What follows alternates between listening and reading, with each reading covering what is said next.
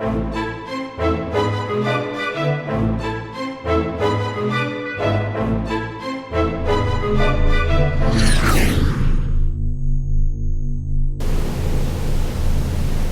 is absolutely stunning. This is a significant matter. It involves a proposal that has huge environmental, fiscal, and economic impact throughout the entire region, and you seem oblivious to it. I had whistleblower training, and I knew my case was probably a whistleblower case. I really had a problem. I felt that was a scientific integrity issue, and I was wrongly fired over it. I like reading science fiction, but not when it's in a government document used to create laws and policy.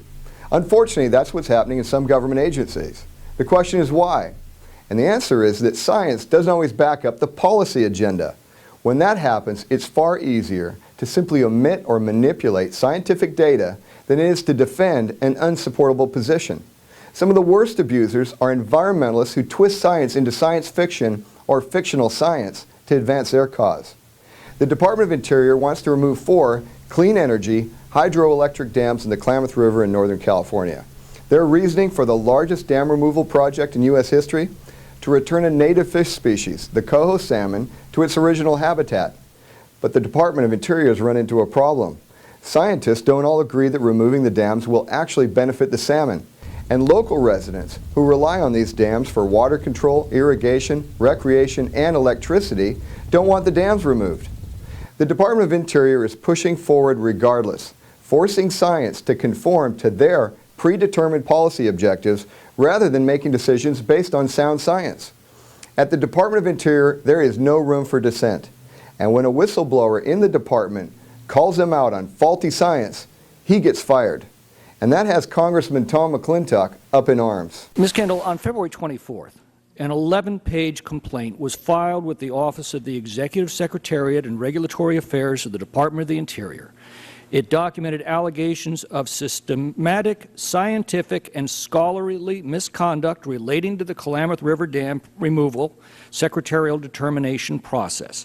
And it wasn't filed by some gadfly. It was filed by Dr. Paul Hauser of George Mason University, who was at the time the Bureau of Reclamation's science advisor and science integrity officer.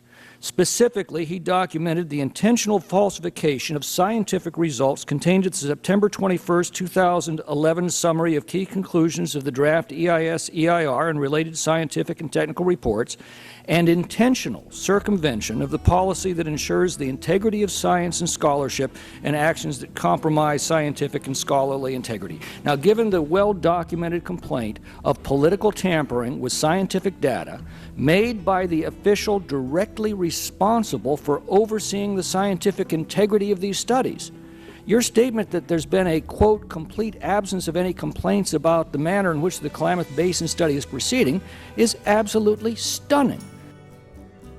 Have you or anyone in your office, to your knowledge, had any discussion with the Secretary's office, including the Chief of Staff, about Dr. Hauser's complaint or your office's investigation of it? None that I'm familiar with, no.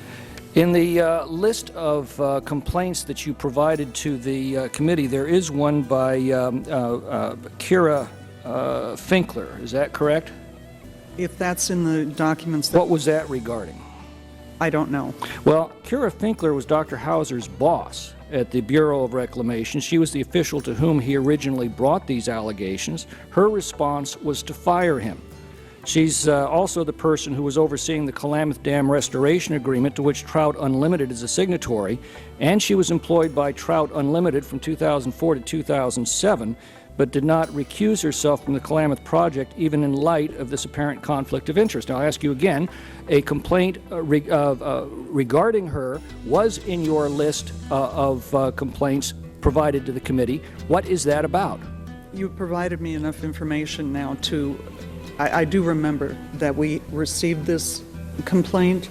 I don't have detailed information about what happened to it. We could get back to you on it. This is absolutely stunning. This is a significant matter. It involves a proposal that has huge environmental, fiscal, and economic impact throughout the entire region, and you seem oblivious to it. I find that remarkable.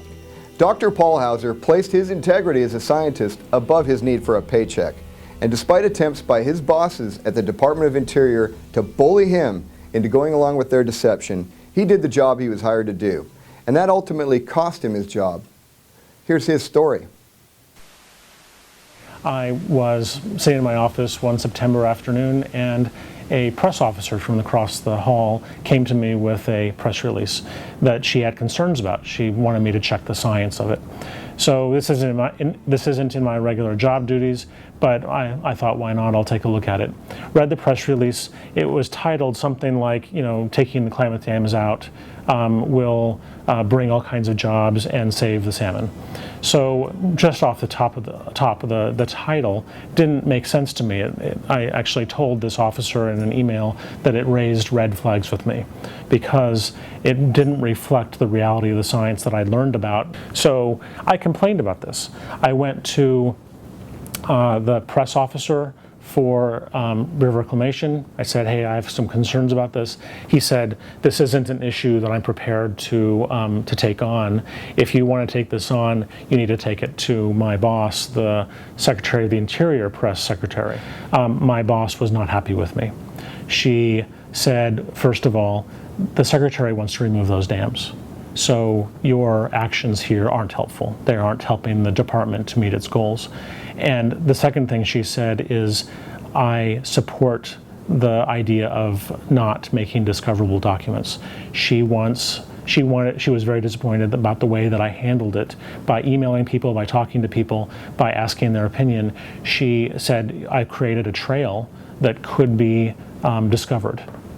So on February 6th, I went to one of my regular weekly meetings with my boss, and she had a witness there, and they informed me that I was had an option of being terminated or to resign within 2 days because they felt that my skills weren't a good match for the position. I actually asked her at this point, does this have to do with the Klamath? And she kind of dismissed that. But it was pretty clear to me that the train had what path it had taken, and it changed immediately when I put that disclosure forward on the Klamath Science. On the last day of my employment, the 24th of February, I put forward a carefully written allegation of scientific misconduct, and I put forward a whistleblower complaint with the Office of Special Counsel. There are a lot of good scientists, and there's a lot of good people who work for the government. The government isn't all bad, but they're scared. They're scared that what happened to me might happen to them. Now, 7 other scientists working for the Department of Interior have also been removed from their positions or relocated because they also disagreed with faulty science used for the Klamath Dam removal project. We expect our government to make decisions based on all the facts they have at their disposal. Environmental policy objectives should never drive science. Science should drive policy.